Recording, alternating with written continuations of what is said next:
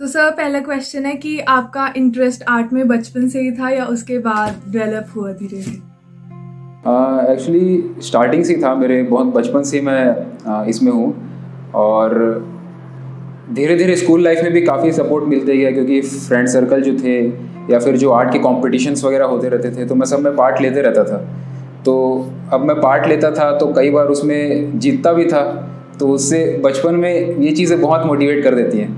तो फिर धीरे धीरे वहाँ से डेवलप होना स्टार्ट हुआ इंटरेस्ट, जो धीरे धीरे अब काफ़ी बढ़ चुका है। यस, वो तो हम देख ही रहे हैं, आप इतना काम एक साथ कर रहे हैं, ड्राइंग मास्टरी चल रहा है आपका, यूट्यूब भी है, लाइव भी करते रहते हैं आप, और आपकी अकेडमी ऑफ कोर्स जो है तो सर आप इतना सारा टाइम मैनेजमेंट कैसे चलता है सर आपका? एक्चुअली वंशिका, अभी क्या है, अब मैं क्या है ना, जी हाँ, अब मैं स्टूडियो में फुल डे रहता हूँ। मतलब मेरे बाकी जो कहीं जाना, इधर उधर दोस्तों के साथ घूमना, वो सारी चीज़ें अब टोटली कट हो चुकी हैं। तो अब मैं पूरा टाइम मैं कोशिश करता हूँ कि ये सारी जो काम है उसमें ही रहूँ। और अगर मुझे फ्री टाइम मिलता है तो उसमें पेंटिंग ही ऐसी चीज़ है जो मुझे रिलैक्स करते रहती है। तो ऐसा नहीं होता कि मैं कहीं घूम नहीं रहा हूँ तो मुझे फ्रस्ट्रेशन हो रहा है, तो पेंटिंग करके ही मेरी टेंशन निकल जाती है।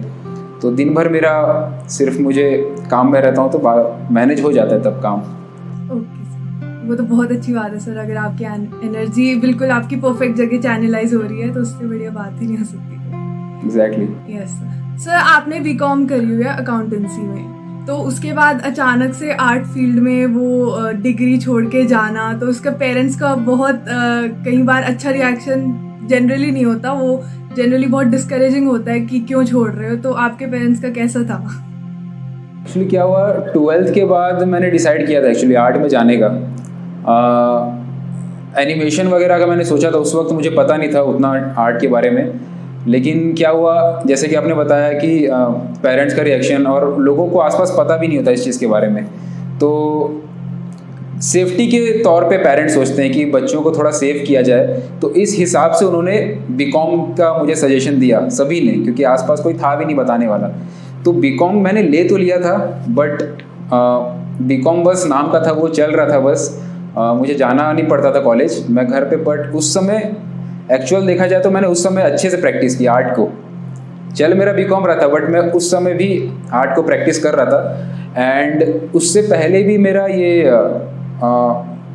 डिसाइडेड था कि मैं सीए बनूं। ओके, चार्टर्ड अकाउंटेंट बनने की मैं रास्ते पे था। बट सडनली एक दिन मेरे को लगा कि नहीं यार, जो मैं कर रहा हूँ मेरे को अच्छा नहीं लग रहा।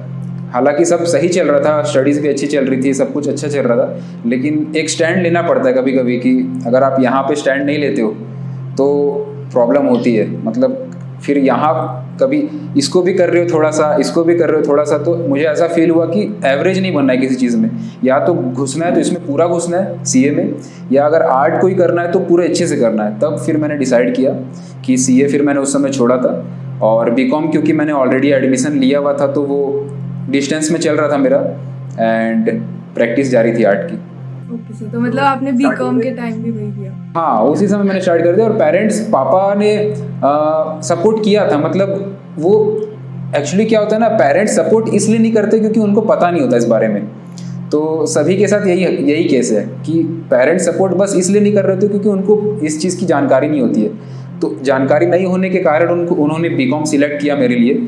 लेकिन अब मेरा काम था उस समय कि अब किसी और को नहीं पता है तो मुझे ही खोजना है। तो मैं नेट में दिन भर रिसर्च करते रहता था कि कौन कौन आर्टिस्ट है, कहाँ पे कौन कैसा काम कर रहा है। तो ये सब करते करते करते करते मुझे इंटरेस्ट डेवलप होने लग गया। जब मैं दूसरे जो इंटरनेशनल आर्टिस्टों को खासकर फॉलो करता था मैं शुरू से, तो उनके काम को मैं देखते रहता था कि वो कैसा काम कर रहे हैं और क्या क्या लेवल पे किस तरीके का काम होता है। तो उससे मैं और इंस्पायर होते गया धीरे धीरे।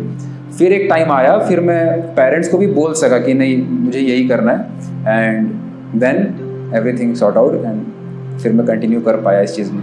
यस सर, अच्छा है सर। वो तो अभी आप बहुत अच्छा काम कर रहे हैं, सब कुछ ही अच्छे से मैनेज हो रहा है। तो सर एज अ आर्टिस्ट, जो आपका पूरी चाहे लाइफ की तरफ हो, चाहे आपके सामने जो आपकी चीज़ दिख रही है उसकी तरफ, तो उसकी तरफ नज़रिया बहुत बदल जाता है।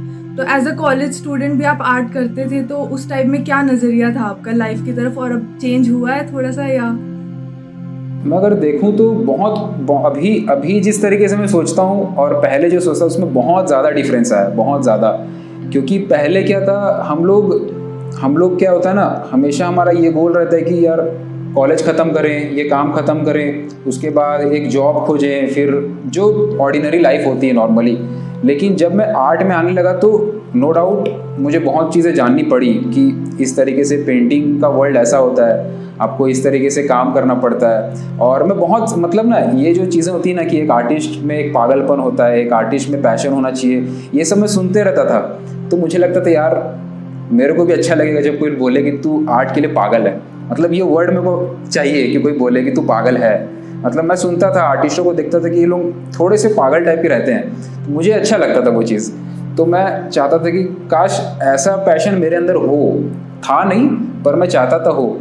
तो फिर धीरे धीरे मैं बस प्रैक्टिस करते रहता था साइड में थोड़ी बहुत, और फिर अब प्रैक्टिस करते करते जैसे जैसे आर्ट स्किल डेवलप होती है तो तब पैशन थोड़ा सा बढ़ने लग जाता है कि जब आप देखते हो कि हाँ मेरा आर्ट वर्क ऐसा था, अब अच्छा हो चुका है। तो जब अपने आर्ट वर्क को इम्प्रूव होते हुए देखते हो, सारी चीज़ें होते हुए देखते हो, तो फिर पैशन बढ़ते बढ़ते बढ़ते बढ़ते फिर सोचने का तरीका बदल जाता है, फिर चीज़ों को देखने का तरीका बदल जाता है, फिर थॉट प्रोसेस चेंज हो जाते हैं। तो it takes time, but after a period of time we can say कि जो चीज़ें पहले थी, जैसे मैं देखता था पहले कॉलेज के टाइम कि आर्ट को बस मैं आर्ट नॉर्मल समझता था कि प्रैक्टिस कर रहा हूँ, अच्छा लग रहा है। अब क्या हुआ कि नहीं, अच्छा लग रहा है, लेकिन जब अगर अच्छा नहीं भी लगे तब भी करना है उसको। तो ये एक बहुत बड़ा चेंज आया है। yes. और सर अब आपने स्टार्ट किया था तो सबकी मन में ये बात होती है कि हम एकदम से ही हो जाए फेमस या हमारा आर्ट वर्क एकदम से बिकने लग जाए, सब बिगनर्स के मन में होता है। तो इसको आपने कैसे कोप अप किया इसके साथ, और अब कैसा है? एक्चुअली वंशिका, इसमें ना मैंने शुरू से क्लियर कर लिया था मैंने कि आर्ट बिके या नहीं बिके ये तो मैं सोचता ही नहीं था। मतलब अगर मुझे सामने से भी कोई बोल रहा है कि इसमें कुछ नहीं है, तब भी मैं सोचता था इसको पता नहीं है, इसको स्किप, मतलब इग्नोर। ओके, तो ये चीज़ें मैं शुरू से करता था। और ये फ़ायदा भी था मेरे लिए कि उस समय उतना ज़्यादा हम लोग फोकस नहीं करते थे कि हम कैसे दूसरों को दिखाएं। जैसे कि अब क्या होता है, मैक्सिमम लोग अगर बहुत शुरुआत स्टेज पे भी, अगर बहुत शुरुआती दौर पे भी है, तो छोटे छोटे वर्क को भी कोशिश करते हैं कि हम इंस्टा पे डालें, ऑनलाइन दिखाएं। तो उससे क्या होता है ना, देखो डालना गलत बात नहीं है, लेकिन डाल के सिर्फ ये एक्सपेक्ट करना कि मैंने जो डाला लोग उस पर अच्छा रिएक्ट करें और उसी बेसिस में मैं लोगों के रिएक्शन के बेसिस पे चीज़ें डालूं, दोनों में बहुत बड़ा डिफरेंस है। एक, मैं वो डाल रहा हूँ जो मैं कर रहा हूँ, जो मैं सीख रहा हूँ। दूसरा, मैं वो डाल रहा हूँ जिसमें लोगों से अच्छा रिएक्शन मिल रहा है। तो ये दोनों में बहुत बड़ा डिफरेंस है, और लोग मैक्सिमम यही गलती करते हैं। वो डाल रहे हैं, अपने वर्क को डाल रहे हैं, लेकिन ज़रूरी है कि आपको सीखते रहना है। भले वो लोगों को अच्छा लगे नहीं लगे, लेकिन आप डेवलप हो रहे हो कि नहीं वो जानना ज़रूरी है। तो इसलिए ये, अब मैं थोड़ा सा क्वेश्चन से भटक गया शायद, लेकिन ये चीज़ मेरे साथ हुई। तो सर आप सेशंस जितने भी लेते हैं, लाइव हो या रिकॉर्डेड भी, आप जो लेक्चर्स डालते हैं उसमें आप बहुत सीरियस दिखते हैं सर। तो आप रियल लाइफ में भी ऐसे एक्चुअली में देखा जाए तो मैं रियल लाइफ में बिल्कुल भी सीरियस नहीं हूँ। खासकर मेरे दोस्तों को भी पता है कि मैं कैसा हूँ। मतलब हम लोग ने जितने अच्छे से लाइफ जी है ना, मतलब स्कूल लाइफ हो, कॉलेज लाइफ हो, हर जगह हमने हर एक मोमेंट को बहुत, मेरे इतने सारे मेमोरीज हैं कि शायद किसी के होंगे मेरे आसपास, मेरे दोस्तों में किसी के, इतने सारे मेमोरीज हैं मेरे पास, भरे हैं मेमोरीज। और तो रियल लाइफ में देखा जाए तो मैं बहुत घूमना फिरना खेलना कूदना भरा है मेरी लाइफ में। तो हालांकि अभी मैं काम में बहुत ज़्यादा वो हो गया हूँ, लेकिन शुरुआती दौर में मैंने बहुत कुछ ट्राई किया। मतलब सब कुछ हम लोग करते थे, घूमना, इधर जाना उधर जाना, घर से छुपा के जाना, किसी को बिना बताए कहीं और चले जाना, सब कुछ। ओके, तो उस सब से क्या होता है, उन सब चीज़ों से एक क्रिएटिविटी भी आती है, एक एक्सपीरियंस भी आता है। तो हालांकि वीडियो में क्या हुआ, एक मेंटालिटी रहती है कि नहीं यार जो चीज़ मैं कर रहा हूँ वो मैं दूसरों को सिखाने की नज़र से कर रहा हूँ, तो अपने आप, और ऊपर से आर्ट के बारे में बोल रहा हूँ, तो अपने आप वो सीरियसनेस बन जाती है। मैं कोशिश नहीं करता, वो बन जाती है। लेकिन रियल लाइफ में क्या है, एंजॉय करना ज़रूरी है लाइफ को। मतलब हल्के में हल्का फुल्का रहना और रिलैक्स रहना ज़रूरी है लाइफ में। बहुत अच्छी बात है सर, रियल लाइफ में थोड़ा सा फन होना ज़रूरी है, नहीं तो एग्जैक्टली, बहुत ज़रूरी है। यस।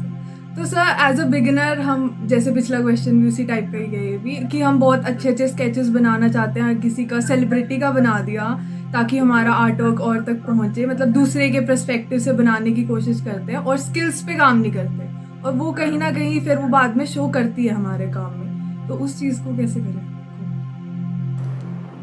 ये चीज़ तो देखो, अब हमें ये चीज़ सोचनी पड़ेगी। अब ना हमें एक विज़न रखना पड़ेगा। हर किसी को मैं ये मेरा एक एडवाइस रहता है कि लंबे समय के बारे में सोचो। आप अगर मान लो, मेरा गोल क्या था, मैंने एक बहुत अच्छे आर्टिस्ट को देखा कि ये आर्टिस्ट जो है इसके वर्क मुझे बहुत अच्छे लग रहे हैं, तो मुझे कुछ ऐसा अपने वर्क में चाहिए कि मुझे वो वैसी क्वालिटी चाहिए जो मैं देख रहा हूँ, तभी मुझे मज़ा आएगा अपने वर्क को देख के कि यार मैं ऐसा बना सकता हूँ। तो वो विज़न तक पहुँचने के लिए, जो मैंने देखा है उस तक पहुँचने के लिए जो जो चीज़ें सीखनी पड़ेंगी उसको मुझे सीखना है, उस पर फोकस करना है। बट नो डाउट सबको रहता है कि यार मेरे वर्क थोड़े से पॉपुलर हों, लोगों के, मैं सेलिब्रिटी के वर्क बनाऊँ, थोड़े से व्यूज़ ज़्यादा आएँ, है ना। तो ये चीज़ें लोगों में रहती है, लेकिन उनको ये भी सोचना पड़ेगा कि चलो मैं बना तो रहा हूँ, लेकिन इसमें मुझे इम्प्रूव भी करना है। इसमें प्रॉब्लम नहीं है कि वो सेलिब्रिटी के वर्क बना रहे हैं, प्रॉब्लम इसमें है कि वो बना के वही चीज़ कर रहे हैं। मतलब अब मान लो मैंने 10 एक्टर्स के फ़ोटो बनाए, तो पहले एक्टर के वर्क को बनाने के बाद जब मैं सेकंड एक्टर्स को बनाऊंगा, सेकंड वाले पोर्ट्रेट बनाऊंगा, तो ये नहीं कि मुझे सिर्फ बना के डालना है, ये भी कि बनाना भी है, पहले वाले से अच्छा भी बनाना है, तीसरे वाले को दूसरे वाले से अच्छा भी बनाना है। तो बना रहे हो कोई प्रॉब्लम नहीं है, बट जब भी बनाओ पहले वाले से बेटर करने के हिसाब से सीखना भी है। भले आप कितना भी आपके मन में रहे कि पॉपुलर भी करना है, लोगों तक पहुँचे, वो चीज़ें आती हैं, सबके पास आती हैं, लेकिन इम्प्रूव करते हुए चलना है, वो इम्पोर्टेंट है। तो सर आप एक सेल्फ टॉट आर्टिस्ट हैं, तो हर एक चीज़ खोज के उसको इम्प्लीमेंट करना पड़ता है उस चीज़ में, तो उस चीज़ में कोई डिफ़िकल्टी आई या वो आपके ही काम आ गई वो चीज़ बाद में? सेल्फ टॉट ऐसे बोलने की बात है, वैसे मैं ये समझता हूँ कि हर कोई किसी न किसी से तो सीख ही रहा होता है अगर देखा जाए तो, लेकिन कई बार फ़ायदा भी होता है। मेरा ये मानना है कि अगर आपको कोई इन्फॉर्मेशन मिल रही है तो उस इन्फॉर्मेशन के अंदर उसकी डेप्थ में जाना एक आर्टिस्ट का काम है कि वो कितना उसके डेप्थ में जा सकता है। अब मान लो मुझे ऑयल पेंटिंग के बारे में उतनी नॉलेज नहीं थी, मतलब एक सर थे 12th के बाद मैंने उनसे बहुत क्लासेस भी ली थी, वाटर कलर के बारे में बहुत कुछ जाना था उनसे, लेकिन वो ऑयल पेंटिंग नहीं सिखाते थे, लेकिन मुझे इंटरेस्ट था ऑयल में। तो मैंने अब ऑनलाइन बहुत रिसर्च किया कि ऑयल पेंटिंग में क्या क्या लगता है, कैसे इस्तेमाल होता है, और बहुत सारे वर्क ख़राब किए, बहुत सारे कैनवास ख़राब किए, तो समझ आया फिर धीरे धीरे कि हाँ यहाँ पे ये गलती हो रही है। अब यहीं पे मैक्सिमम लोग रुक जाते हैं, जो कि मैं नहीं चाहता हूँ। अगर किसी को भी कोई चीज़ ट्राई करनी है, अगर आपको इन्फॉर्मेशन मिल गई, जैसे अगर किसी ने मुझे बता दिया कि ये तरीका होता है और ये मटेरियल्स चाहिए, इतना बता के सामने वाला चले गया, अब मुझे इतना नॉलेज, इतना इन्फॉर्मेशन मिल गया, अब मेरा काम है उस इन्फॉर्मेशन को मैं कितना ज़्यादा अपने कैनवास पे उतार सकूँ। तो इसलिए ऑयल पेंटिंग जब से मुझे मेरे पास मटेरियल्स आए, कैनवास और कलर्स जब मुझे पहली बार देखने को मिले कि ये कलर्स होते हैं ऑयल के, तो बहुत मैंने ट्राई किया, बहुत सारे पेंटिंग्स ख़राब हुई, बहुत सारे कैनवास में ले आया था, मतलब भरे हैं मेरे पास कैनवास की, जिसमें बहुत घटिया से घटिया ड्राइंग बना रखी है मैंने, ओके, जिसको मैं ऐसे अभी रखता नहीं, और लेकिन वो भरे पड़े हैं मेरे पास।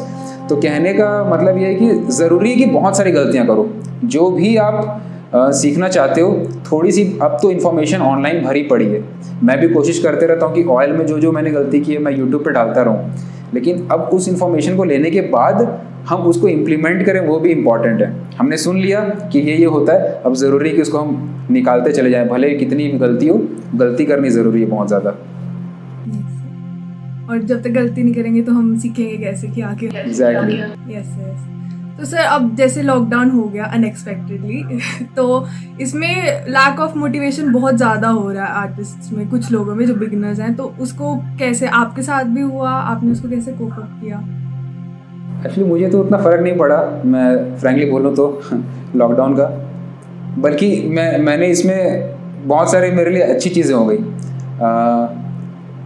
एक्चुअली मेरी जो एकेडमी है, मैं वो बहुत भर भी रहे थे, उसमें बहुत स्टूडेंट्स ज़्यादा भी हो गए थे, तो मुझे कम भी करने थे कि यार मेरे को लिमिटेड रखने हैं। तो वो चीज़ मैंने एक तो लिमिटेड कर पाया मैं कि चलो अब थोड़ा सा रुक जाओ इस टाइप से एक उसमें मेरा कंट्रोल आया। उसके बाद मेरे ऑनलाइन जो ऑर्डर्स मैं लेता हूँ वो तो कंटिन्यू थे। शुरू में थोड़े बहुत कम हुए, लेकिन फिर वो उसमें कोई दिक्कत नहीं आई। फिर मैंने ये भी चीज़ देखी कि अब ऑनलाइन चीज़ों को कैसे किया जा सकता है, तो ये चीज़ के ऊपर फिर मैंने ध्यान दिया कि ऑनलाइन भी चीज़ें बनाई जा सकती है, ऑनलाइन भी लोगों तक नॉलेज पहुंचाई जा सकती है। तो यूट्यूब पे भी मैंने काफ़ी फोकस किया, और जो मैं भी कोर्स बना रहा हूँ उस पर भी मैंने फोकस किया, और मैंने और भी नए नए तरीके और भी चीज़ों को मैं सीखने लग गया कि अगर बिज़नेस के पॉइंट ऑफ व्यू को सीखना है आर्ट में, तो उसको उसमें क्या चीज़ें ऐड की जा सकती है। काफ़ी सारी चीज़ें मैंने बिज़नेस के बारे में भी सीखी जो आर्ट के साथ लिंक हो सके। तो लॉकडाउन ने मुझे देखा जाए तो काफ़ी हेल्प किया और वैसे भी मैं उतना बाहर, आर्टिस्टों को तो उतना बाहर जाने का वो रहता नहीं है, तो उतना आने जाने का तो फ़र्क नहीं पड़ा। बल्कि मेरे लिए तो अच्छी रही है लॉकडाउन अगर देखा जाए तो। और कि अगर बाकियों के लिए प्रॉब्लम हुई भी ना, तो मुझे ये लगता है कि आगे चल के उनको ही लॉकडाउन से काफ़ी बेनिफिट होगा। या तो लोग पीछे चले जाएंगे या तो बहुत आगे जाएंगे। पीछे इसलिए जाएंगे क्योंकि अगर जो रिजिड है, जिसको नई चीज़ें सीखने में टेंशन होती है कि यार मैंने कभी नई चीज़ें टेक्निकल चीज़ें सीखी नहीं है, टेक्नोलॉजी के में थोड़ा सा वो झिझकते हैं, तो उनको दिक्कत होगी डेफिनेटली आगे चल के। और बाकी ऑनलाइन जो चीज़ें डेवलप हो रही है उसके ऊपर जितना नॉलेज जिनकी बढ़ेगी उनको आगे चल के फ़ायदा होगा। सर आपकी ऑडियंस के साथ या आर्ट फैमिली जो आप कहते हैं उनके साथ आपका कनेक्शन बहुत स्ट्रॉन्ग है, चाहे वो आप लाइव में देख लें, हम कमेंट सेक्शन में देखते ही रहते हैं। तो उसके साथ आपका टाइम मैनेजमेंट कैसे हो जाता है? आप अपना काम भी कर रहे होते हैं, प्रैक्टिस हो या ऑर्डर्स हो, तो उसके साथ टाइम कैसे मैनेज करते हैं? एक्चुअली मैंने तो ये सोचा हुआ था कि अगर कोई कमेंट करता है, हालांकि मैं सब नहीं पढ़ पाता हूँ, सब रिप्लाई पॉसिबल नहीं हो पाता है, लेकिन जब मैंने शुरू किया था ना, तो एक चीज़ मैं मानता हूँ कि अब मान लो किसी के यूट्यूब पे सिर्फ 10 सब्सक्राइबर हैं, तो वो उसे नंबर की तरह देखते हैं कि 10 सब्सक्राइबर हैं, ऐसा वो इस नज़र से देखते हैं कि 10 सब्सक्राइबर हैं। बट उसको जब इस नज़र से देखोगे कि 10 लोग हैं, वो एक्चुअल में लोग हैं, वो 10 लोग जो आपका वर्क देख रहे हैं, जिनका जो अपना टाइम निकाल के लिए आपके लिए कुछ लिख रहे हैं।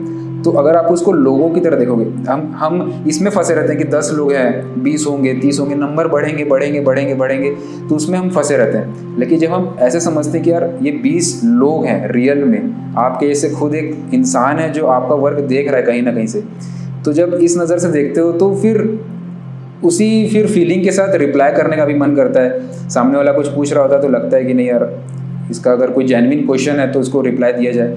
तो ऐसे करते करते शुरू से मेरा था कि जो भी कमेंट आएंगे या फिर किसी से कोई मैं जुड़ता हूँ तो एक लगता है कि हाँ पीपल हैं, आसपास के लोग जुड़ रहे हैं, ऐसा नहीं कि नंबर बढ़ रहा है। तो इस चीज़ से भी, नज़र से भी लोगों को देखना चाहिए जो यूट्यूब पे आ रहे हैं या कहीं पे भी आ रहे हैं, कि आपके साथ नंबर्स नहीं जुड़ रहे हैं, आपके साथ रियल लाइफ लोग जुड़ रहे हैं, तो उनको लोगों की तरह ही ट्रीट करना चाहिए। अगर आपसे कोई जेन्युइनली जुड़ना चाहता है, आपसे कोई जेन्युइनली बात कर रहा है, क्वेश्चन पूछ रहा है और आपको लग रहा है कि नहीं यार इसको आंसर दिया जा सकता है, तो दे देना चाहिए आई थिंक। क्योंकि उसके नज़र में आप एक अपना टाइम निकाल के उसने पूछा है, आपसे कुछ सोच के पूछा है, तो दे सकते हैं अगर आप। तो इस चीज़ को आई थिंक प्रमोट करना चाहिए, लोगों को भी समझना चाहिए कि अगर जोड़ सकते हो आप किसी को तो डेफिनेटली जोड़ के चलो अपने साथ। तो सर ये मोटिवेशन का तो एक जरिया ही होता है ऐसे कमेंट्स आना, लेकिन ये थोड़ा सा प्रेशर भी क्रिएट कर देता है कई बार। तो आपके साथ भी होता है ऐसा प्रेशर? हाँ, वो एक तो नेगेटिव कमेंट्स के लिए भी रेडी रहना चाहिए हमेशा, क्योंकि नेगेटिव दो तरीके से हो सकते हैं। एक हो सकता है कि आपको कोई सजेशन दे रहा है कि आपका ये प्रॉब्लम चल रहा है, आपका वीडियो में मतलब ये क्लैरिटी नहीं है, फिर वॉइस में कोई दिक्कत आ रही है, तो वो एक सजेशन है कि चलो इसको सुधारा जा सकता है, उसके सजेशन को हम एक्सेप्ट कर सकते हैं। लेकिन कोई होते हैं कि जो जानबूझ के नेगेटिव बोल रहे हैं, तो अब उनके ऊपर हम फोकस करेंगे तो वो हमें प्रॉब्लम देगा। तो ये चीज़ भी मैंने सीखी, क्योंकि शुरू से मैं ऑनलाइन था नहीं, यूट्यूब पे था नहीं। अब नए जब हम आते हैं, देखते हैं कि यार कोई नेगेटिव भी बोलता है, तो शुरू में लगती है वो बात, थोड़ी सी बुरी भी लगती है कि यार हम कुछ अच्छा करना चाह रहे हैं, सामने वाले को बुरा लग रहा है तो बोल क्यों रहा है, बुरा लगे बस, ऐसा भी लगता है। तो अब वो जब सामने वाला कुछ नेगेटिव कमेंट करता है तो ठीक है, उसकी प्रॉब्लम है, वो फ्रस्ट्रेटेड है, वो अपना फ्रस्ट्रेशन निकाल रहा है, लेकिन हमें उसको दिल पे नहीं लेना चाहिए। एक चीज़ तो ये मैंने सीखी, और आराम से उसको कुछ ऐसा रिप्लाई कर सकते हो कि मतलब किसी ने कुछ बुरा रिप्लाई किया तो उसको बुरा रिप्लाई करने से बातें और बिगड़ेंगी। नेगेटिव कमेंट्स के लिए हमें एक तो उतना सोचना नहीं चाहिए। उनके वजह से अगर कोई नेगेटिव कमेंट आता है तो उनके कारण हमें अपना काम बंद नहीं करना चाहिए, एक तो पहली बात तो ये चीज़ है। क्योंकि जो लोग नेगेटिव कमेंट कर रहे हैं उनके अंदर ना पहले से बहुत ज़्यादा फ्रस्ट्रेशन होती है क्योंकि उनकी नज़र से आप देखोगे तो वो पहले फ्रस्ट्रेटेड है, वो अपना फ्रस्ट्रेशन कहीं ना कहीं निकालना चाह रहे होते हैं ऑलरेडी। ओके, और अगर वो मान लो आप या जो भी जो इस वीडियो को देखेंगे, जो भी यूट्यूब पे या फिर ऑनलाइन कंटेंट बनाते हो, आप लोग मान लो, हम लोग जो भी हैं 10 वीडियो मान लो हम डाल रहे हैं, तो सामने वाला जो नेगेटिव कमेंट कर रहा है वो डेफिनेटली हमसे कम काम कर रहा है ना। मतलब अगर हम ऑनलाइन बहुत ज़्यादा काम कर रहे हैं तो वो डेफिनेटली कम काम कर रहा है। अगर वो हमसे ज़्यादा काम कर रहा होता तो उसको समझ आता कि नेगेटिव कमेंट करने से कैसा फील होता है या फिर नहीं करना चाहिए या कितना मेहनत लगता है एक वीडियो को बनाने में, ये सारी चीज़ें उसको पता होती, लेकिन उसको नहीं पता है, मतलब वो ऑलरेडी हमसे कम काम कर रहा है। तो ये चीज़ हम समझ के कि ऑलरेडी हम एक लेवल इनसे आगे हैं और ऊपर से इनके बातों के कारण हमें अपना काम नहीं करना चाहिए, ये सब सोच लेते हैं, तो फिर नेगेटिव कमेंट का उतना असर होना बंद हो जाता है। और देखा जाए तो मैक्सिमम लोग तो अच्छे कमेंट ही देते हैं, 98% लोग पॉजिटिविटी की तरफ ही रहते हैं, तो अब क्यों हम 1-2% को देखें। So we can easily ignore them. Yes, और नेगेटिविटी से तो सर अपना ही वो हो जाता है, काम पे इफेक्ट पड़ता है। यस, तो सर डूडलिंग और क्विक स्केचेस जो हम स्टार्टिंग में बहुत बोलते हैं, आप भी बोलते हो कि इसकी प्रैक्टिस करो, लेकिन लोग नहीं करते हैं। उनको लगता है कि ये बिल्कुल टाइम वेस्ट हो रहा है, इससे तो मेरा कुछ हो ही नहीं रहा, लेकिन उससे बाद में स्केचेस इम्प्रूव होते हैं। तो इसकी इम्पोर्टेंस थोड़ा सा बताइए ताकि समझ आए।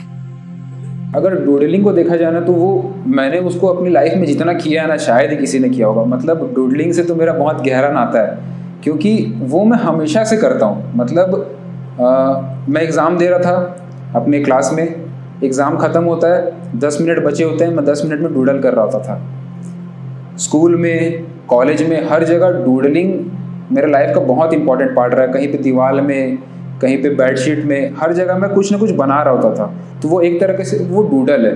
तो अब वो डूडल का काम ये होता है कि वो हमारी क्रिएटिविटी बढ़ाए। हमें फ्यूचर में पता चलता है कि हमें फ्यूचर में ये नहीं पता चलता कि इसके वजह से हमारी क्रिएटिविटी बढ़ी है, लेकिन वो कहीं ना कहीं बहुत हमें हेल्प कर रहा होता है। क्योंकि जब हम डूडलिंग कर रहे होते हैं ना तो हम ये नहीं सोच रहे होते कि ये कैसा दिखेगा, हम सिर्फ वो सोच रहे होते हैं जो हमारे माइंड में आ रहा होता है, उसको हम किसी न किसी तरीके से बस निकाल रहे होते हैं बाहर। तो एक एक्सप्रेस जो हम करते हैं वो थोड़ा सा बढ़ जाता है, वो थोड़ा इम्प्रूव हो जाता है। अदरवाइज जो हम बाकी फिनिश वर्क बना रहे हैं, हम जो डेली लाइफ में जो आर्ट वर्क बना रहे हैं, हमारा ये रहता है कि इसमें परफेक्शन हो, हमारा ये रहता है कि ये जब अच्छे से बन जाए तो इसको डिस्प्ले किया जा सके। तो उसमें बहुत सारी चीज़ें चल रही होती है दिमाग में कि हमें इसको अच्छा बनाना है, इसमें परफेक्शन हो, इसमें सभी चीज़ें सही से बने, बहुत कुछ चल रहा होता है। बट डूडलिंग ऐसी चीज़ है जो इन सब से अलग है, जो सेटिस्फैक्शन देती है बस, और क्रिएटिविटी बढ़ाती है लॉन्ग टर्म में। तो डेफिनेटली मैं रेकमेंड करता हूँ कि जो भी आर्ट का लवर है ना, उसको बोलना भी नहीं पड़ता कि आप डूडल करो, वो अपने आप कर रहा होता है। मतलब कहीं भी बैठा है अपने रूम में, कॉलेज में, स्कूल में, जिसमें भी जो भी है, वो कहीं ना कहीं कुछ ना कुछ बना ही रहा होता है। उसके हाथ चल रहे होते हैं कहीं ना कहीं, रफली पेपर के कॉपी के पीछे हो, दीवार में हो, कहीं पे भी हाथ चल रहे होते हैं। तो वो जब हाथ चल रहा होता है ना तो मेंटल जो प्रोसेस है, क्रिएटिविटी है, वो बढ़ती है। तो बहुत इम्पॉर्टेंट भी है, और अगर इसको एंजॉय किया जाए, एंजॉयमेंट के साथ किया जाए, तब इसका असली मज़ा। ये नहीं कि किसी ने ज़बरदस्ती बोल दिया कि कर, तब वो कर रहा है, तब वो नहीं आता मज़ा, है ना। वो एंजॉयमेंट होनी चाहिए उसमें। Yes sir, plein air study जो होती है, जो वैल्यूज़ के लिए हम करते हैं, उसकी क्या इम्पोर्टेंस है और उसको हम किस तरह से अप्रोच करें? प्लेन एयर स्टडी देखा जाए तो बहुत इम्पॉर्टेंट है, क्योंकि फ़ोटोज़ पे हमें ना बहुत ज़्यादा डिपेंड नहीं होना चाहिए। जब मैंने अपनी प्लेन एयर स्टडी स्टार्ट की थी तो कोई बताने वाला भी नहीं था कि ऐसे करो ऐसे करो। मैक्सिमम लोग रुक जाते हैं कि कोई बताने वाला नहीं है, हम कैसे बाहर जाएं, कैसे हम पहली बार स्टार्ट करें। तो यहाँ पे मैक्सिमम लोग को प्रॉब्लम आती है कि कोई साथ में होता तो शायद हम कर लेते, पहली बार कर रहे हैं, पता नहीं क्या करेंगे। तो ये सब सोच सोच के लोग अटक जाते हैं। लेकिन जब मैंने शुरू की थी तो बहुत बहुत गड़बड़ी होती है, नो डाउट कि मिस्टेक्स बहुत होती हैं, लेकिन करना बहुत इंपॉर्टेंट है। जब भी आप लाइव जाते हो कहीं पे तो आपको समझ आता है कि कैसे हैंडल किया जाए। इतने सारे प्रॉब्लम होते हैं, आप किसी चीज़ को देख रहे होते हो, लाइटिंग चेंज होते रहती है, आपको समझ नहीं आ रहा होता कि मैं ड्रॉ क्या करूं। आप अगर किसी सीनरी के सामने खड़े हो, अब बहुत बड़े बड़े पहाड़ हैं, बहुत सारे ट्रीज़ हैं, आपको सिलेक्ट करना पड़ता है कि किस चीज़ को मैं बनाऊं, किस चीज़ को हटाऊं। तो क्या बनाना है उससे ज़्यादा इम्पॉर्टेंट है, क्या उससे ज़्यादा इम्पॉर्टेंट ये है कि क्या नहीं बनाना है ना। फोटो में क्या होता है, आपके पास ऑलरेडी एक फ़ोटो क्रॉप की हुई है, हम फोटो को देखे, हमने उसको बना दिया, तो वहाँ पे हमारा जो मेंटल जो एक्सरसाइज है वो नहीं होती, हमने जो देखा वो बनाया। लेकिन रियल लाइफ में क्या होता है, आपको ये भी डिसाइड करना है कि आप कहाँ खड़े होगे, आपको डिसाइड करना है कि लाइटिंग कैसी होगी, आपको डिसाइड करना है कि आपका जो कॉम्पोजिशन है वो कैसा होगा, किस चीज़ को इग्नोर करना है तो आपका कॉम्पोजिशन बेटर लगेगा। आपको बाकी जो एनवायरमेंटल कंडीशंस होते हैं, कभी हवा तेज़ चल रही होती है, कभी सिचुएशन कंडीशन हमारे फेवरेबल नहीं होती, तो उसके हिसाब से हम एडजस्ट करना सीखते हैं। तो बहुत बहुत कुछ सीखते हैं हम रियल लाइफ में जब हम प्लेन एयर करते हैं तो। और जब हम वैल्यू की अगर हम बात करें, वैल्यूज़ और कलर्स दोनों हमें बहुत इम्पॉर्टेंट रोल प्ले करता है प्लेन एयर। वैल्यू हम सीखते हैं क्योंकि रियल लाइफ में कोई चीज़ बहुत ज़्यादा वाइट नहीं होती, मतलब एडजस्टमेंट बहुत करना पड़ता है। फोटो में क्या होता है ना, हमें पता होता है कि ये सबसे डार्क एरिया है, ये सबसे लाइट एरिया है, तो हम उसको अपने आप देख रहे होते हैं सामने। लेकिन रियल लाइफ में सूरज जब चमक रहा होता है तो उसकी रोशनी को हम अपने आर्टवर्क में कैसे दिखाएं। हमारे पास तो सिर्फ वाइट पेंट है, अब उसको उससे ज़्यादा वाइट तो कुछ हो नहीं सकता, तो हमें उस समय एडजस्ट करना पड़ता है अपने वैल्यूज़ को। तो करते करते हमारे वैल्यूज़ स्ट्रॉन्ग होते हैं और कलर की जो पहचान है वो बहुत बढ़ती है। क्योंकि फ़ोटोज़ में जो नेट पे फ़ोटोज़ ज़्यादातर जो मिलती है वो उसमें जो सैचुरेशन है वो बहुत रहता है। मतलब अगर कोई रेड कलर है तो उसको बहुत ब्राइट रेड दिखाया हुआ होता है उसमें, अगर कोई ब्लू कलर बहुत ब्राइट ब्लू रहता है। लेकिन जब आप नेचर में जाके रियल लाइफ करोगे तो समझ आएगा कि कितने डल कलर्स होते हैं, तब फिर कलर कॉम्बिनेशन सुधरती है। प्लेन एयर इसलिए बहुत इंपॉर्टेंट है। Yes sir. और सर अब प्लेन एयर के लिए सेल्फ इन्वेस्टमेंट स्टार्ट करने के लिए सबसे पहले सेल्फ इन्वेस्टमेंट बहुत ज़रूरी है, जो लोग जनरली नहीं करते हैं। वो आर्ट मटेरियल में ले लेंगे, सेल्फ इन्वेस्टमेंट को उस तरीके से लेते हैं। तो सेल्फ इन्वेस्टमेंट के कैसे आपने किया? इन्वेस्ट करो अपनी लर्निंग पे जितना हो सके। जैसे कि अब जब मैंने ऑयल पेंटिंग काफ़ी टाइम तक की तो मैंने सीजर सेंटोस के कुछ DVDs वगैरह लिए। अब मैं और भी बहुत सारे ट्रेनिंग प्रोग्राम भी लेते रहता हूँ, जो बहुत कुछ जिससे मैं सीख सकूँ। और अभी मैं डिसाइड कर रहा हूँ कि मैं और भी फिगरेटिव पेंटिंग के सीजर सेंटोस के कुछ भी और वर्क्स लूँ। तो इसमें क्या होता है ना, हमें अब प्लेन एयर की भी अगर बात करें तो आप बहुत सारे ऐसे आर्टिस्ट हैं जिनसे आप जो अमाउंट चार्ज करते हैं भले ही, लेकिन उनसे आप सीख के अपनी लर्निंग बढ़ा सकते हो।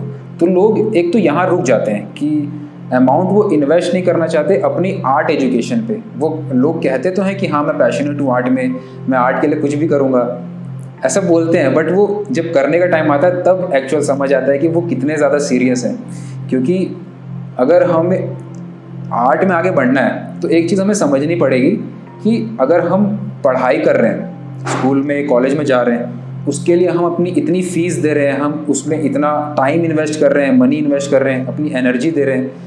तो अगर जब हम आर्ट कर रहे हैं, तो अगर आर्ट को भी हमें इम्प्रूव करना है तो डेफिनेटली उसमें इन्वेस्टमेंट करना ही पड़ेगा। भले वो मनी का हो या टाइम का हो, एनर्जी का हो, उसमें टाइम भी देना पड़ेगा अच्छे से। तो सारी चीज़ों का इन्वेस्टमेंट बहुत ज़रूरी है। इससे आप कुछ ना कुछ सीख के ऊपर एक लेवल बढ़ते ही रहते हो। अगर मैं कोई किताब भी खरीदता हूँ किसी आर्टिस्ट की, उस किताब में अगर 10 चैप्टर हैं, 10 में से अगर 9 चैप्टर मुझे आते भी हों पहले से, तो वो एक चैप्टर मैं ये नहीं सोचूंगा कि यार एक चैप्टर के लिए मैंने इतना खर्चा किया। मैं ये सोचता हूँ कि कम से कम खर्चा किया, लेकिन वो एक चैप्टर मुझे कुछ नया बताया, है ना। तो वो फ्यूचर में अर्निंग के तौर पे देखा जाए तो फ्यूचर में उस एक चैप्टर की कीमत से रिटर्न बहुत ज़्यादा आ सकता है। लेकिन हमें इस नज़र से देखना चाहिए कि हमें कुछ छोटी सी भी चीज़ सीखने को मिले, लेकिन मिले एटलीस्ट हम पहले से ऊपर गए, अपने आप को अपग्रेड करते हुए चलें। That is the thing.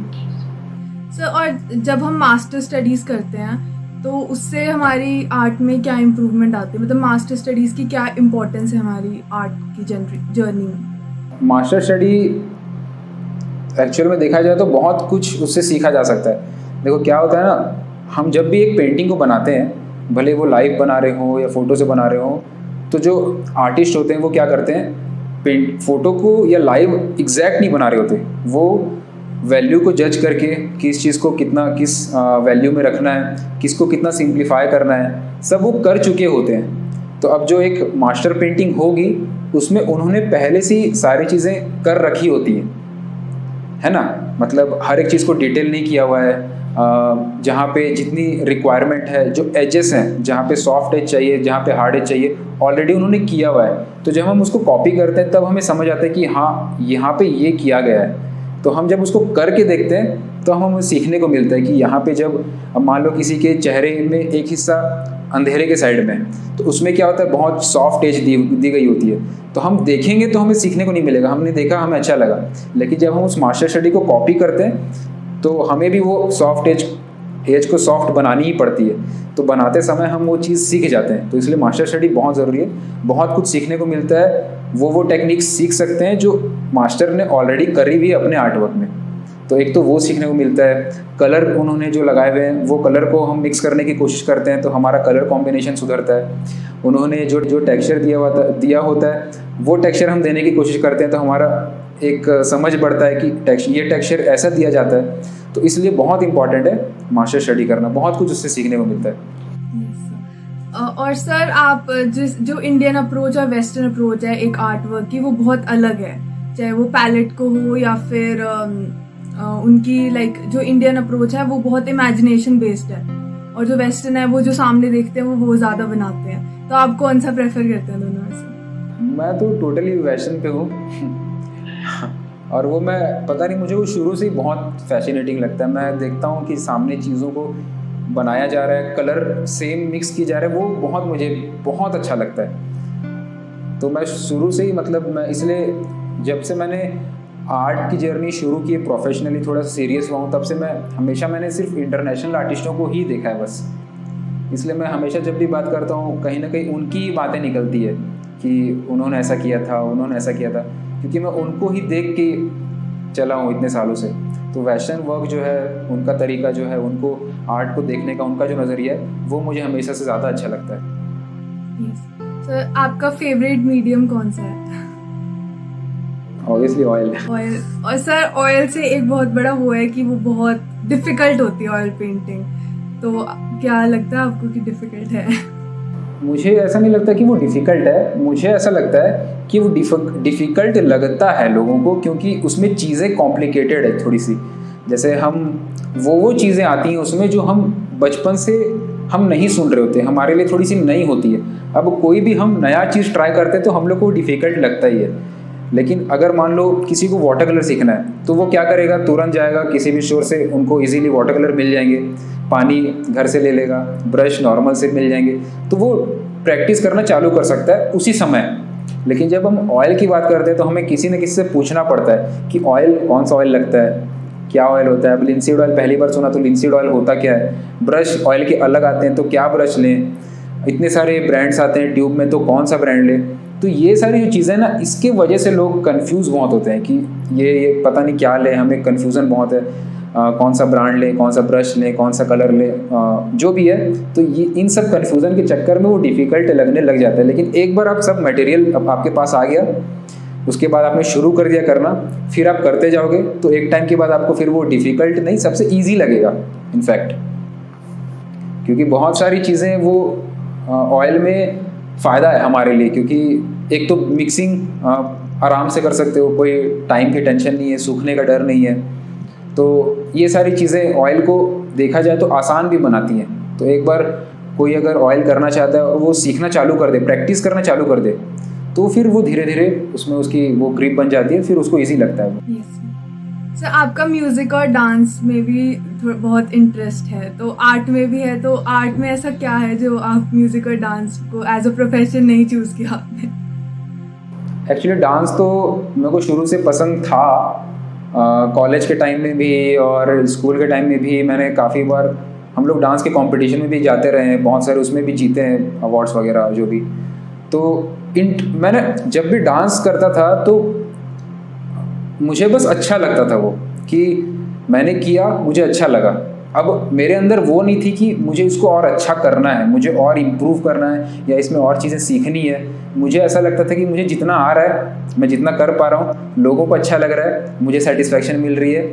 किसी भी ओकेजन में, स्कूल के फंक्शन हो या फिर कॉलेज की तरफ से कहीं जाना हो, तो मैं करता था, मुझे सेटिस्फैक्शन मिलती थी। लेकिन आर्ट ऐसी चीज़ थी कि मुझ में एक था कि नहीं, इसको और अच्छा करना है, और अच्छा करना है, और अच्छा करना है। तो वो एक हर समय लगते रहता था। अगर मान लो मैंने 10 दिन तक डांस नहीं भी किया, और तो मेरे लिए चल जाता था कि चलो यार, बाकी थोड़े दिन बात कर लेंगे। लेकिन आर्ट, पेंटिंग में ऐसा था कि आज जो पेंटिंग बनाई तो अगले दिन फिर थोड़ा सा लग रहा है कि उसमें कुछ बिगड़ा था, थोड़ा सा उसको ठीक करके देखते हैं, थोड़ा सा ये खराब बना, अगले दिन थोड़ा सा भी अच्छा बन जाए तो लगता था कि मज़ा आ गया, अब तो और थोड़ा सा और उसको ठीक किया जाए।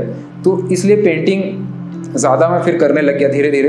हालांकि शुरू में सब कुछ करता था मैं, ऐसा नहीं कि पेंटिंग को मैं शुरू से ही बहुत टाइम देता था, शुरू में सब कुछ करता था मैं। म्यूज़िक भी सुनना मुझे बहुत पसंद है। और 12th में क्या हुआ कि मेरा एक बहुत अच्छा दोस्त बन गया, और अभी भी मेरा वो बेस्ट फ्रेंड ही अगर बोलो तो, क्योंकि सारी चीज़ें उसके साथ मेरी बात होते रहती है। अब क्योंकि हम शिफ्ट हो गए हैं, तो अब वो कहीं और, मैं कहीं और हो गए हैं, तो मिलना जुलना बंद हो गया। लेकिन दोस्त मेरा सबसे अच्छा वही है।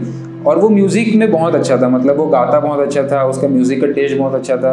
तो उसके साथ रह के मैं भी बहुत कुछ जाना कि म्यूज़िक में भी ऐसी ऐसी चीज़ें होती हैं। तो इंटरेस्ट उसमें भी मेरा बहुत अच्छा था एक तरीके से। अभी भी मैं कोई गाना सुनता हूँ तो मैं सोचता हूँ कि किस तरीके से उसने लिखा होगा, जो आर्टिस्ट है, जो लिरिसिस्ट है, उसने किसने कैसे लिखा होगा, जो म्यूज़िक कंपोज़र है उसने कितनी अच्छी ये ट्यून बनाई है।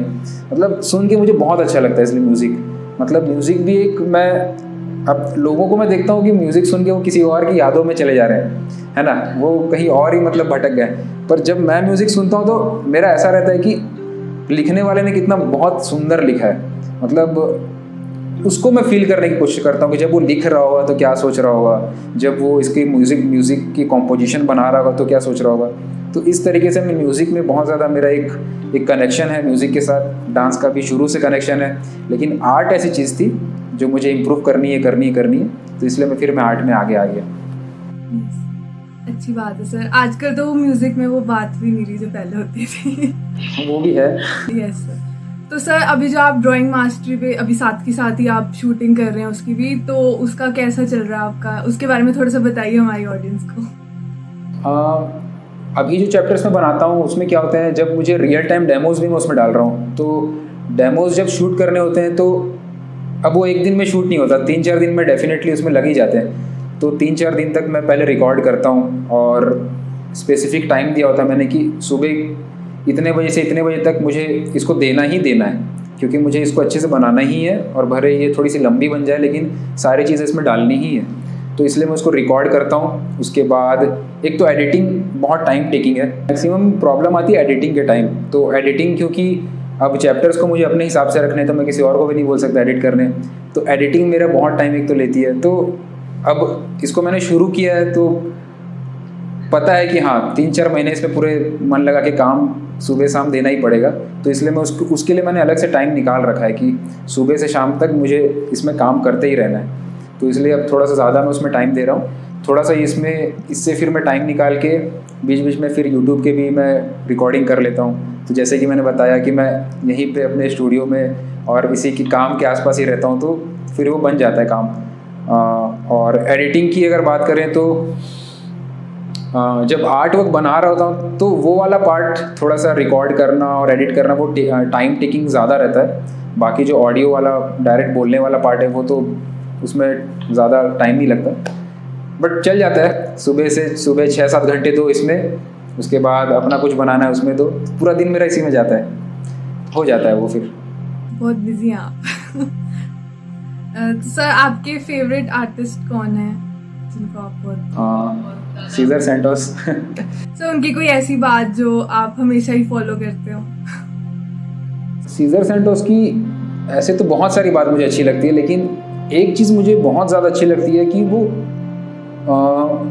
आर्ट को टेक्निकली बहुत अच्छा बनाते हैं, साथ में उनको आर्ट को देखने का नज़रिया तो ये दोनों का कॉम्बिनेशन बहुत कमाल का लगता है मेरे को उनका, कि एक होता है आर्टिस्ट जो अच्छी पेंटिंग बनाया, ठीक है, उनका क्या है, अच्छी पेंटिंग बनाया, उसके साथ उस पेंटिंग को उस नज़र से भी देखा कि ये पेंटिंग को किसी और से कंपेयर करके वो बताते रहते हैं कि एक पार्ट था, उन्होंने कहा था ऐसा कि एक आर्टिस्ट और एक जो हार्ट का सर्जन होता है, हार्ट का डॉक्टर होता है, उसमें बहुत ज़्यादा डिफरेंस नहीं है, क्योंकि जितना डिफ़िकल्ट एक डॉक्टर को लगता है, जितना एक हार्ट के डॉक्टर का मिलना जितना मुश्किल है, उतने एक बहुत अच्छे आर्टिस्ट का मिलना मुश्किल है। तो इस तरीके से वो चीज़ों को जोड़ के भी बताते रहते हैं, तो उनकी फ़िलोसॉफ़ी बहुत अच्छी लगती है आर्ट को लेके। और बाकी उनकी पेंटिंग की क्वालिटी तो नो डाउट गज़ब की है, तो वो तो ऑब्वियसली मुझे अच्छी लगती है। बाकी ये चीज़ें भी अच्छी लगती है मुझे। और मुझे बहुत ज़्यादा एकदम हाइपर रियलिस्टिक आर्टिस्ट के वर्क उतने ज़्यादा अट्रैक्टिव नहीं लगते हैं, अगर मैं फ्रैंकली बोलूँ तो।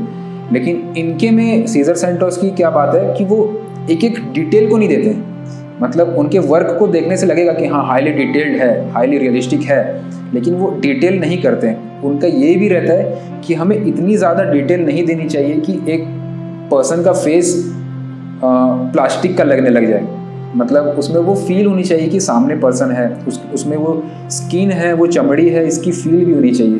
तो इसलिए मैं उतना हाइपर रियलिज्म जो एक पतले से बाल वाले ब्रश को लेके जो करते हैं डिटेल, मुझे उसलिए उतना वो अट्रैक्टिव नहीं लगता जितना इनके वर्क लगते हैं। So that is why it is एक तो ये रीज़न है कि उनका वर्क क्वालिटी प्लस उनकी जो आर्ट को लेके फ़िलोसॉफ़ी है, वो ये दोनों चीज़ें बहुत मुझे पसंद है उनकी। Okay sir, so at last आप हमारे ऑडियंस को कोई message for beginners and advance दोनों के लिए कुछ बताइए। बिगिनर्स को देखो, अभी के टाइम में तो मैं जो खासकर स्टूडेंट्स हैं जो स्कूल में हैं, कॉलेज में हैं, आप लोग जितने भी कर रहे हो, मुझे एक तो अच्छा लगता है जो आर्ट को इतना आप लोग करते हो, और जितने भी आर्ट को लेके पैशनेट लोग हैं, मुझे एक चीज़ हमेशा यही बोलनी है कि हमेशा ट्राई करो कि किसी भी आर्ट वर्क से आप कितना सीख रहे हो। क्योंकि ये चीज़ मैंने अपनी लाइफ में एक्सपीरियंस की है कि जब मैंने प्रैक्टिस करनी चालू की थी तो मैं बहुत कम सोचता था कि कैसे सेल होगी या फिर कितना अच्छा लोगों को लगेगा, वो सब की थिंकिंग बहुत कम आती थी।